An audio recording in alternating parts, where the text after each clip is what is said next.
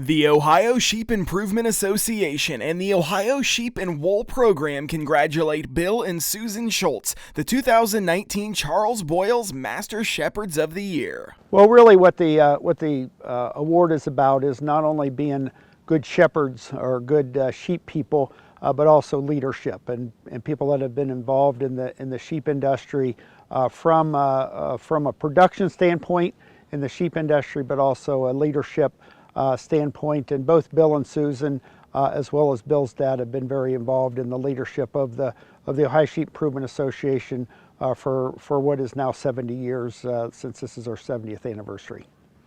Getting into the sheep business is a heritage thing where my father would have came back from Ohio State University in the mid-30s and started a Shropshire flock. So we've continued on with several breeds through the years, but probably our main breed was, when Susan and I got married, was the Rambouillets.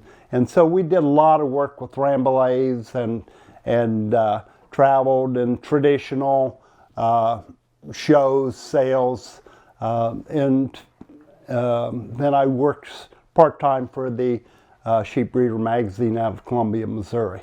And so that's kind of how we survived for the tough years of the 1980s.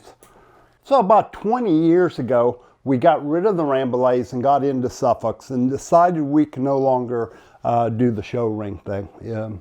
One, it didn't have a future for the direction we were going. So we got into Suffolks, production-oriented Suffolks, started keeping a tremendous amount of data, and so now we're down to about 50 breeding ewes, but the data collection has probably become more important. The sheep industry, obviously, of our major species, is the one industry that hasn't used EPDs a whole lot up to this point. Some of that's due to the fact it is tremendously hard to artificially inseminate ewes because of physiological restrictions. But obviously we're all aware of the swine, beef, and dairy and poultry industries, how AI has influenced that greatly. So Bill's made a real concerted effort to work hard with their flock, promote here in mid-America, and also work hard out in the range country. We've always been a genetics station here. That's always been our focus, is genetics. And so how genetics has changed over the last 50 years is probably the most exciting, and now we're into genomics, and we'll probably collect tissue on 2/3 of our lamb crop next year and have DNA analysis done.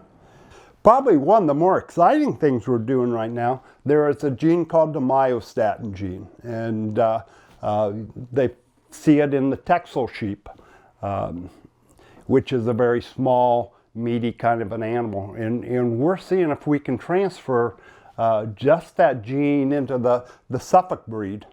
Well, Susan and Bill and Tim and I have been friends for years, since we were at Ohio State, all of us together.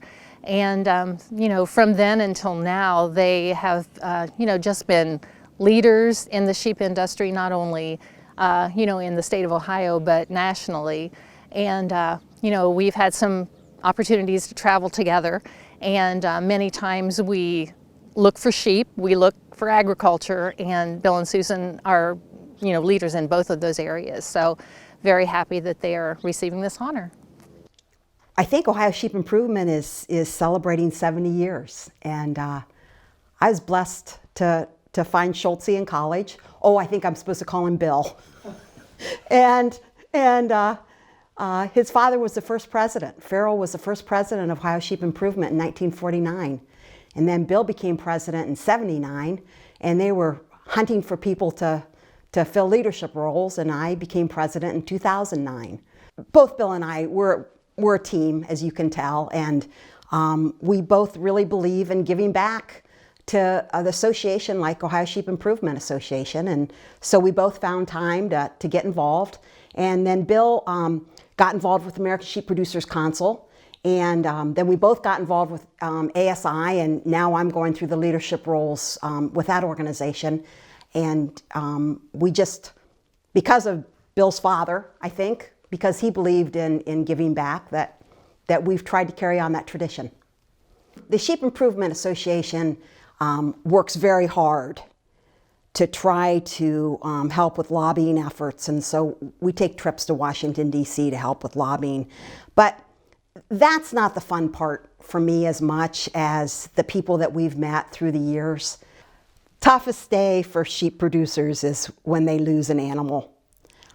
We care deeply about animal welfare, and whether it's in the lambing barn or just out in the field, when we lose an animal, it's, you know, that's tough on us. My best day is when my son comes home during lambing season to help us out, because he lives in Washington, D.C., and he comes home every single year at lambing time to help us, because we're getting older. And so that's my best day. And it's really about the people. Although I get caught up in the numbers a good bit, and I could spend more time with numbers and less time with people, but I think in general it's the people that have made the sheep industry great for us.